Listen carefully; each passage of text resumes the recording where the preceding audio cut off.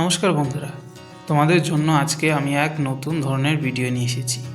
যারা গাছ করেছো বা যারা কাজ করবে ভাবছো, কিন্তু ভাবছো যে ছোট টবে গাছটি করলে পরবর্তীতে রিপোর্টিং করলে আদৌ গাছটি বাঁচবে কি বাঁচবে না, তাদের জন্য এই ভিডিও। আর যারা আমার এই ভিডিও দেখছো অবশ্যই আমার চ্যানেলটি সাবস্ক্রাইব করবে। বন্ধুরা, দেখতে পাচ্ছ গত বছর আমার এই বেদানা গাছে বা ডালিম বা আনার গাছে কত সুন্দর আনার এসেছিল বন্ধুরা, কিন্তু এই বছর পটটা ছোট হওয়ার জন্য এই গাছের গ্রোথ কমে গেছে। তো বন্ধুরা, আমরা এই গাছটিকে রিপোর্টিং করে নেব। রিপোর্টিং করার আগে আমরা বন্ধুরা এই গাছটিকে ভালো করে প্রুনিং করে নেব। গাছটি যেহেতু নতুন করে আমরা সেট করব, তাই গাছটিকে আমরা একদম হার্ড প্রুনিং করে নেব। যে ডালগুলো বিশেষ করে ওয়াটার শুট মানে শুধু লম্বা হয়ে গেছে যে ডালগুলো, সেই ডালগুলোকে আমরা ছেটে নেব। আর যেগুলো এক্সেস ডাল যেগুলো ভিতর দিয়ে ঢুকে গেছে সেগুলো আমরা কেটে নেব। একদম পুরো গাছটিকে ছেটে সুন্দর একটা টেবিল তৈরি করে নেব গাছের। বন্ধুরা, যারা ভাবছো যে ছোট থেকে গাছটি বড় করেছি, কাটবো কি কাটবো না, তাদের জন্য আমি বলছি যে তোমাদের চিন্তা করার কোনো কারণই নেই। যেহেতু তোমরা এটি রিপোর্টিং করবে, আবার তোমাদের আগের তুলনায় গাছটি আরও ভালো হয়ে যাবে। বন্ধুরা, দেখতে পাচ্ছ আমি কত সুন্দরভাবে গাছটিকে ছেটে নিচ্ছি।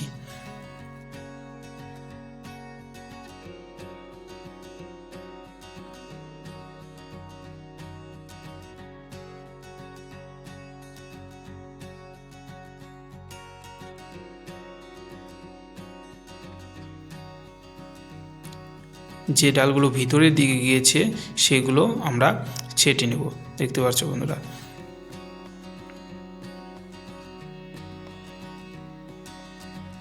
নিচ দিয়ে যেগুলো একে অপরের সঙ্গে জড়িয়ে আছে সেই ডালগুলো আমরা ছেটে পরিষ্কার করে দেব। বন্ধুরা, রিপোর্টিং অ্যাকচুয়াল বর্ষার আগে করলে বেশি ভালো হয়, তবে যে কোনো সময় আমার এই পদ্ধতি অবলম্বন করে তোমরা রিপোর্টিং করলে কোনো অসুবিধা ছাড়াই তোমাদের কাজ বেঁচে যাবে।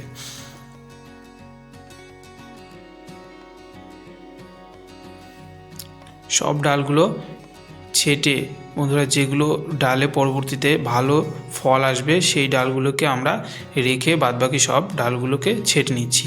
দেখতে পাচ্ছ বন্ধুরা, আমার এই চ্যানেলে বন্ধুরা আমি বিভিন্ন রকমের গার্ডেনিং টিপস তোমাদের সঙ্গে শেয়ার করব। তোমরা অবশ্যই আমার এই চ্যানেলটিকে সাবস্ক্রাইব করে রাখবে, এতে করে তোমাদের সুবিধা হবে এবং তোমরা সেই সব টিপস অবলম্বন করে তোমাদের গাছগুলিকে সহজে করতে পারবে।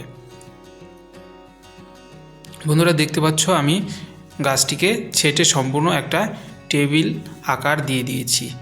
যে ডালগুলিতে বিশেষ করে ফল ফুল আসবে সেই ধরনের ডালগুলিকে রেখে বাদবাকি আমি ছেটে ফেলেছি। বন্ধুরা, তোমরাও এইভাবেই তোমাদের গাছগুলিকে হার্ড প্রুনিং করে নেবে। এখন বন্ধুরা, আমরা এই গাছটিকে পুরনো টবের থেকে ছাড়িয়ে নেব। বন্ধুরা, ছাড়িয়ে এটিকে নতুন টবে দিয়ে দেব। তোমরা দেখতে পাচ্ছ বন্ধুরা, একটা রঙের বালতি নিয়ে নিয়েছি আমি 20 লিটারের। এই বালতিতে আমি এই গাছটিকে রিপোর্টিং করব। এই বালতিতে সুন্দরভাবে ড্রেনেজ সিস্টেমও করে নিয়েছি।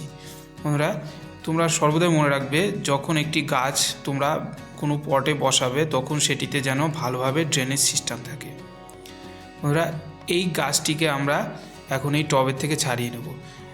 কিন্তু একটা জিনিস তোমরা লক্ষ্য রাখবে, যখন তোমরা রিপোর্টিং করবে গাছটির গোড়ায় কিন্তু জল দেওয়া যাবে না, নাহলে এমনভাবে আটকে যাবে। তোমরা দেখতে পাচ্ছ আমি ছুটিয়ে নিয়েছি ওই টবের থেকে, কত সুন্দর এর শিকড়গুলো দেখা যাচ্ছে। এই যে এই টবটি ছিল বন্ধুরা, এখন যে বাদবাকি যে আগাছাগুলো আছে সেগুলো আমরা ছাড়িয়ে সুন্দরভাবে শিকড়গুলিকে বের করে ড্রেসিং করে নেব। দেখতে পাচ্ছ বন্ধুরা, কত সুন্দর আমি এটিকে ড্রেসিং করে নিয়েছি। মেন যে শিকড় আছে সেগুলিকে রেখে বাদবাকি যে উপরের এক্সট্রা মাটি বা এক্সট্রা শিকড় আছে সেগুলিকে আমি ছেটে নিয়েছি, গোড়ার আগাছাগুলোও ফেলে দিয়েছি। এখন বন্ধুরা এই গাছটি যেহেতু আমরা প্রুনিং করেছি তাই এটিতে আমরা ফাঙ্গিসাইড দিব। আমি সাফ ফাঙ্গিসাইড ব্যবহার করছি, প্রতি লিটারে 3 গ্রাম করে মিশিয়ে আমরা এটিতে স্প্রে করব। তোমরা চাইলে হাত দিয়েও এটিতে লাগিয়ে দিতে পারো, কিন্তু আমি এটিতে স্প্রে করে দিচ্ছি বন্ধুরা। কোনো ব্যাপার না, যে কোনো একটি পদ্ধতি অবলম্বন করলেই হবে। সুন্দরভাবে পুরো গাছটিকে আমি ভিজিয়ে নেব বন্ধুরা, তোমরা সম্পূর্ণ গাছটিকে ভিজিয়ে নেবে। এখন দেখতে পাচ্ছ বন্ধুরা, আমি একটি গামলাতে ফাঙ্গিসাইড ওষুধটি মিশিয়ে নিয়েছি এই গাছটির গোড়াটি ভেজানোর জন্য। এতে করে কি হবে, যদি এই গাছের গোড়ায় কোনো ফাঙ্গাস লেগে থাকে তাহলে গোড়া পচা রোগ ধরে গাছটি মারা যাবে না।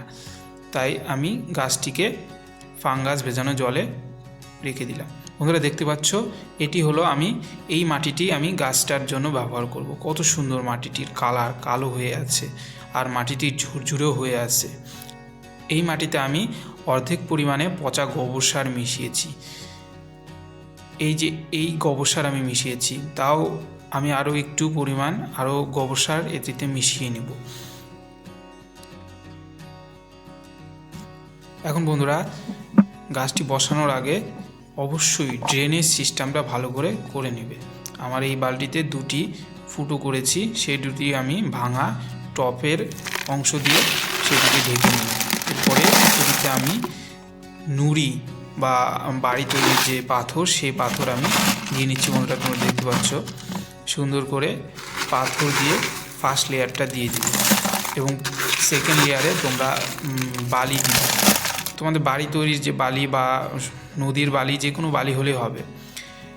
ড্রেনেজ সিস্টেম করার মূল কারণ হলো এই যে, যখন বেশি পরিমাণে তোমরা গাছের গোড়ায় জল দিবে বা বৃষ্টি হবে, তখন এতে করে তোমাদের গাছের গোড়া পচে সহজে গাছ মারা যাবে না।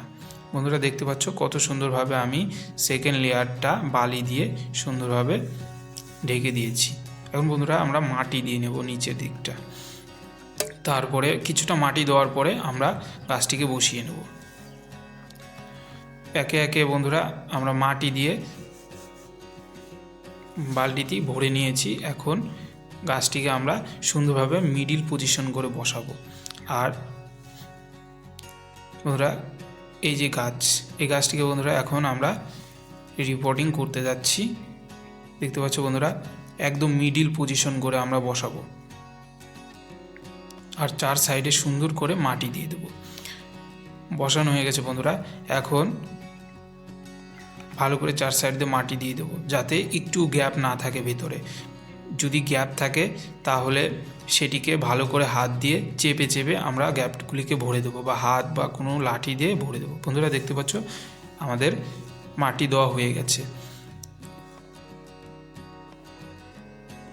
এখন বন্ধুরা মাটিটা দেওয়া হয়ে গেছে। এখন আমরা এটির গোড়ায় হালকা করে জল দিয়ে দেবো। আস্তে আস্তে জলটি দিতে হবে যাতে মাটিগুলো উঠে না যায়।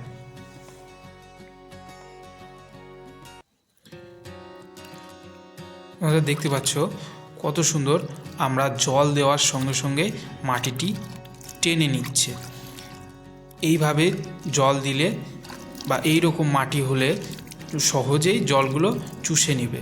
এতে করে তোমাদের গাছের যে ড্রেনেজ সিস্টেমটাও ভালো থাকবে। বিশেষ করে মাটিটা ভালো হলে অবশ্যই গাছটাও ভালো হবে। আমার এই ভিডিওটি ভালো লাগলে অবশ্যই একটা লাইক দিবে। আর এমন সুন্দর সুন্দর ভিডিও পাওয়ার জন্য অবশ্যই আমার এই চ্যানেলটিকে সাবস্ক্রাইব করে রাখবে। ভিডিওটি সম্পূর্ণ দেখার জন্য ধন্যবাদ। তোমরা সুস্থ থেকো, ভালো থেকো আর আমার এই চ্যানেলের পাশে থেকো।